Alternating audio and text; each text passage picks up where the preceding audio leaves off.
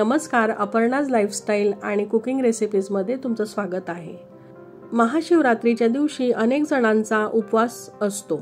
घरामध्ये महिला वर्गाचे उपवासासाठी लागणारे पदार्थ व त्यातही कोणते पदार्थ करावे, सकाळी काय बनवावे, त्याचप्रमाणे दुपारच्या वेळेत आणि रात्रीच्या वेळेत या व्रतासाठी आपण काय काय पदार्थ करावे हा प्रश्न पडलेला असतो। कारण या उपवासाला रात्रीच्या वेळी देखील उपवासाचेच पदार्थ हे खावे लागतात आणि त्यासाठी ही माहिती तुमच्यासाठी महत्त्वाची त्याचप्रमाणे उपयुक्तही ठरणार आहे। तर आपण महाशिवरात्रीच्या दिवशी काय खावे आणि काय वर्ज्य करावे हे आजच्या व्हिडिओमध्ये पाहणार आहोत। तर उपवासाला अति तेलकट, अति जड पदार्थ खाऊ नयेत। ते अधिक प्रमाणात जर आपण सेवन केले तर आपलं पोट बिघडण्याची शक्यताही असते आणि या उलट काही जण निर्जला उपवास देखील करताना आढळतात, पण यामुळे देखील ॲसिडिटीला आपण आमंत्रण हे देत असतो। कारण निर्जळी उपवासाला ॲसिडिटी मोठ्या प्रमाणातही जाणवत असते, म्हणून प्रमाणात कसे व काय खावे हे खूप महत्त्वाचे आहे। उपवासाच्या दिवशी थोडं कमी, नेहमीपेक्षा पदार्थांचं प्रमाण हे आपण कमीच सेवन करावं आणि सात्विक पदार्थ हे ग्रहण करावेत। आणि उपवासाचे म्हणजे आध्यात्मिक गोष्टींच्या अधिकाधिक जवळ जाणे होय असं अपेक्षित असतं। काही उपवास दुसऱ्या दिवशी सोडले जातात, यामध्ये हरतालिका त्याचप्रमाणे महाशिवरात्री हे दोन मुख्य व्रतांचा समावेश आहे। काही ठिकाणी तर महाशिवरात्रीचा उपवास दुसऱ्या दिवशी काहीतरी गोडधोड करून मगच सोडला जातो। उपवासाच्या दिवशी जे ग्रहण करायचे आहे ते कमी प्रमाणात आपण करावे। पचायला हलके सात्विक पदार्थ शक्यतोवर आपण घ्यावेत। उपवासाच्या दिवशी तळलेले पदार्थ शक्य तेवढे आपण टाळायचे आहेत। या दिवशी उष्णतेचे प्रमाणही जास्त जाणवते, कारण फेब्रुवारी महिन्याला सुरुवाती झालेली असते, त्यामुळे उन्हाळा बऱ्यापैकी आपल्याला जाणवायलाही सुरुवात होत असते। महाशिवरात्रीच्या दिवशी बहुतेक घरातील सर्व मंडळींनी व्रत हे केलेले असते, त्यामुळे साबुदाणा खिचडी ही आवर्जून केली जाते।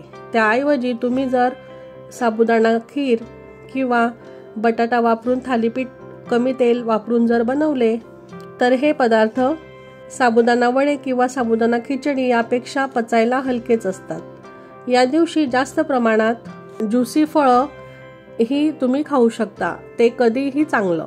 तळलेले वेफर्सपेक्षा एखादी फळ खावं। त्याचप्रमाणे ताकही तुम्ही अधूनमधून घेऊ शकता।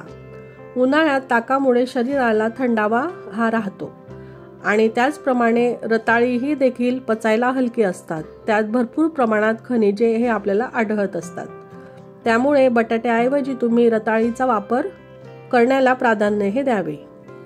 तर या दिवशी घरातील सर्वजण उपवास करतात, त्यातल्या त्यात लहान मुले, वृद्ध, गर्भवती स्त्रिया असे घरात कुणी जर असेल तर त्यांनी उपवास करणे सोयीस्कर, त्यांनी उपवास करणे हे जर त्यांना शक्य असेल तरच त्यांनी ते करावे किंवा मनामध्ये जपही ते करू शकतात। ओम नमः शिवाय या मंत्राचा दिवसभर उच्चारण किंवा नामस्मरण केले तरीही चालते।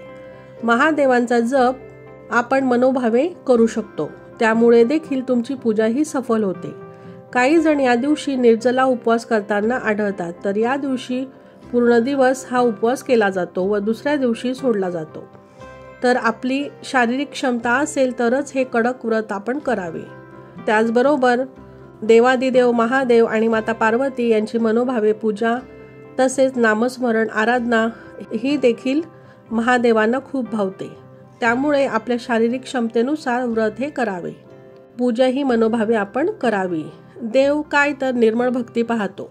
तर मंडळी, एक दुसरी पद्धत म्हणजे 99% लोक याप्रमाणे व्रत हे आचरण करत असतात, ते म्हणजे फलाहारी व्रत। यामध्ये दूध, फळे, ड्रायफ्रूट्स आणि दुधापासून बनवलेले पदार्थ, यामध्ये फळांचा ज्यूस असो, दूध, चहा यांचाही समावेश हा तुम्ही करू शकता। त्याचप्रमाणे या दिवशी साधे मीठ खाऊ नका। साधे मीठ ह्या उपवासाला वर्ज्य आहे। तुम्हाला बिना मिठाचे पदार्थ जर तुम्ही खाऊ शकत असाल तर तेही खावेत, नाही तर तुम्ही सेंधव मीठ वापरावे। सेंधव मीठ उपवासाला वापरावे। तुम्ही जर साबुदाणा खिचडी करणार असाल तर त्यात आपण तेलाचा वापर करतो, तर त्यात तुम्ही शेंगदाणा तेल किंवा तुपाचा वापरही करू शकता। या दिवशी हळद पूर्णपणे वर्ज्य करावी, तसेच मांसाहार, कांदा, लसूणही खाऊ नये। व्रताप्रमाणेच देवादिदेव महादेवांची पूजा ही खूप महत्त्वाची मानली जाते। याचाही प्रत्यक्ष व्हिडिओ लवकरच म्हणजे पुढील 1 ते 2 दिवसात आपल्या चॅनलवर अपलोड केला जाईल, तोही तुम्ही नक्की पाहावा। तसंच ज्या महिलांना मासिक धर्म असेल त्यांनी हे व्रत करावे का, तर तुम्ही हे व्रत करू शकता, पूजा मात्र करू नये। मनातल्या मनात मानसिक जप हा तुम्ही करू शकता। तसेच ज्या गर्भवती महिला असतील त्यांनीही उपवास शक्यतोवर करू नये। तुम्हीही मनातल्या मनात जप, नामस्मरण हे करू शकता किंवा मोबाईलवर यूट्यूबवरही लावून तुम्ही श्रवण हे करू शकता। तसेच महाशिवरात्रीच्या दिवशी जे मंत्र त्याचप्रमाणे महत्त्वाचे असतात ते आपण श्रवण किंवा त्यांचं नामस्मरण हे करावं। यामध्ये महामृत्युंजय मंत्र, त्याचप्रमाणे महादेवांचे असे अनेक मंत्र आहेत की ते तुम्हाला श्रवण करता येतील किंवा त्याचं नामस्मरण हे करता येईल आणि तुम्ही त्याचा मानसिक जपही करू शकता। त्याचप्रमाणे श्री शिवलीलामृत, शिवचालिसा, शिवस्तोत्र अशा स्तोत्रांचंही तुम्ही पठण हे करू शकता। याचेही खूप सारे आपल्याला फायदे हे मिळतील, तुमची पूजा सार्थकीही लागेल। शंकराचा दिवसभर जप करूनही तुम्ही व्रत हे करू शकता। आपल्याकडून ह्या दिवशी जेवढी उपासना आराधना करता येईल तेवढी आपण मनोभावे करावी।